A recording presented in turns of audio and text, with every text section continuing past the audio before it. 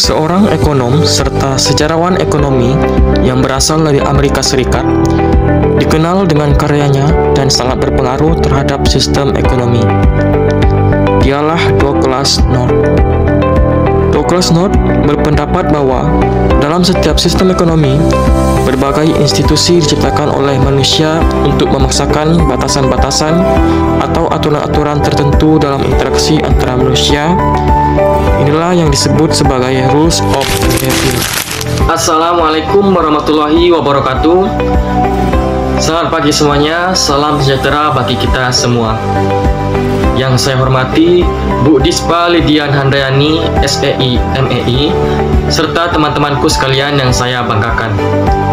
Pada presentasi kali ini, saya akan mengajak teman-teman sekalian untuk menjelajahi, membahas sekaligus memahami tentang sistem ekonomi Islam. Tapi sebelumnya, izinkan saya untuk memperkenalkan diri. Saya Muhammad Reski dari kelas Eksya 2 dengan NIM 2304 1370 085. Pada awal video tadi, kita telah menyaksikan serta mendengarkan tentang pendapat Douglass North mengenai sistem ekonomi.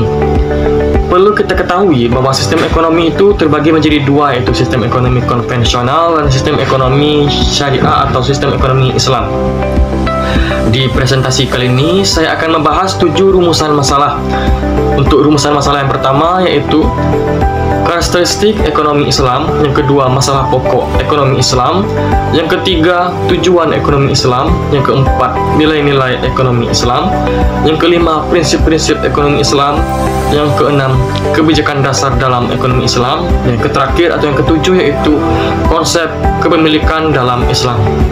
Sebelum masuk ke pembahasan rumusan masalah yang pertama, saya akan menjelaskan sedikit tentang sistem ekonomi Islam. Menurut salah satu pakar ekonomi, Munzerkap, ekonomi Islam atau biasa dikenal sebagai ekonomi syariah merupakan bagian dari ilmu ekonomi yang bersifat interdisipliner atau tidak dapat berdiri sendiri dan perlu penguasaan baik terhadap ilmu pendukungnya. Sementara menurut M.A. Manan, ekonomi syariah merupakan ilmu yang mempelajari masalah pokok ekonomi rakyat yang diilhami berdasarkan nilai-nilai Islam. Kita masuk ke pembahasan rumusan masalah yang pertama, yaitu karakteristik ekonomi Islam.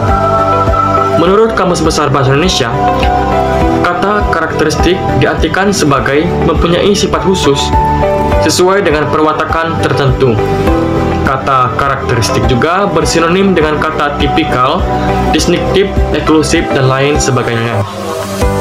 Di dalam kaitannya dengan sistem ekonomi Islam, karakteristik yang dimaksud adalah keunikan yang dimiliki oleh sistem ini yang membedakan dengan sistem ekonomi konvensional, baik itu kapitalis maupun sosialis atau komunisme.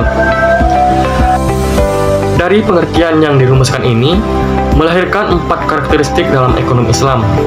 Yang pertama yaitu iktisad rabbani atau ekonomi ketuhanan.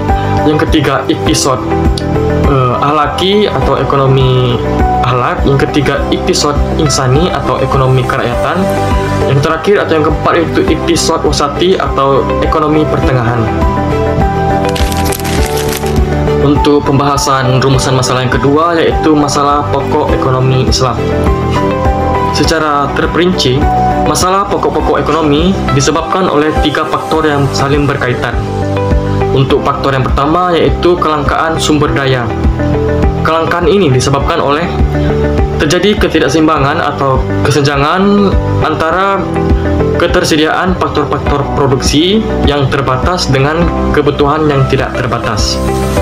Contohnya seperti kelangkaan masker saat pandemi kemarin yang disebabkan oleh kebutuhan manusia yang tidak terbatas. Untuk faktor yang kedua yaitu kebutuhan yang tidak terbatas. Hal ini disebabkan oleh sifat manusia yang selalu tidak puas dan merasa ingin lebih. Contohnya seperti kebutuhan akan pengetahuan, kebutuhan akan kemewahan, kebutuhan akan keamanan, kebutuhan akan hiburan. Untuk faktor yang ketiga atau faktor terakhir yaitu terbatasnya faktor produksi. Faktor produksi juga memiliki keterbatasan dan tidak selalu tersedia untuk memenuhi kebutuhan manusia. Menurut Samuelson, dari 3 faktor tadi dapat dijabarkan dalam 3 persoalan pokok, yaitu yang pertama, what to produce atau apa yang diproduksi. Yang kedua, how to produce atau bagaimana memproduksi. Yang ketiga, yaitu for whom to produce, untuk siapa diproduksi. Melansir dari pernyataan Muhammad Hidayat dari dalam bukunya Pengantar Ekonomi Islam, dijelaskan bahwa ekonomi memiliki beberapa tujuan seperti kebebasan individu dalam konteks kemaslahatan sosial, persaudaraan dan keadilan universal, kesejahteraan ekonomi dalam kerangka norma moral Islam, dan yang terakhir yaitu distribusi pendapatan dan kekayaan yang merata. Untuk materi yang keempat yaitu nilai-nilai dalam ekonomi Islam.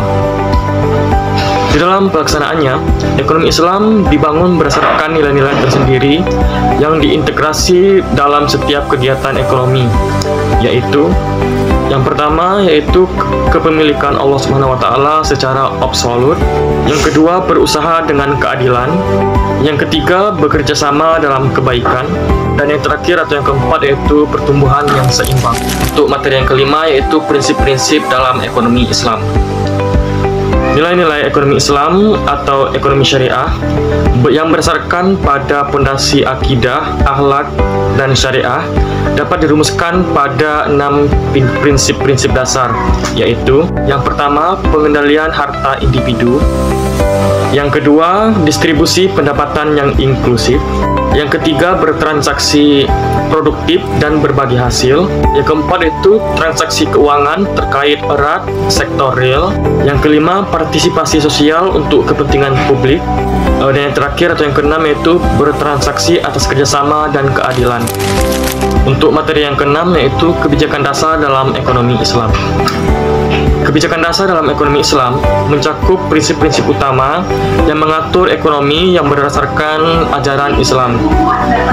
Beberapa kebijakan dasar tersebut antara lain yaitu yang pertama, tauhid ekonomi, yang kedua, kepemilikan yang adil, yang ketiga, zakat dan infak, dan yang keempat, larangan bunga atau riba, yang kelima, larangan berspekulasi berlebihan, yang keempat, larangan monopoli atau ketidakadilan, dan yang terakhir atau yang ketujuh yaitu melakukan pekerjaan sesuai dengan ajaran-ajaran Islam. Jadi yang terakhir atau materi yang ketujuh yaitu konsep kepemilikan dalam Islam. Konsep kepemilikan dalam Islam melibatkan prinsip-prinsip yang mencakup hak-hak dan kewajiban yang terkait dengan kepemilikan. Beberapa konsep kepemilikan tersebut yaitu antara lain, yang pertama yaitu milik pribadi, dan yang kedua yaitu milik umum, yang ketiga yaitu milik negara, yang keempat tanggung jawab sosial, yang kelima yaitu zakat dan wakaf, yang keenam dilarang mencuri dan merampas, dan yang terakhir atau yang ketujuh yaitu pemberian warisan. Mungkin itu saja presentasi saya kali ini. Semoga pembahasan tadi menjadi ladang ilmu dan berguna bagi kita semua. Saya akhiri, wassalamualaikum warahmatullahi wabarakatuh.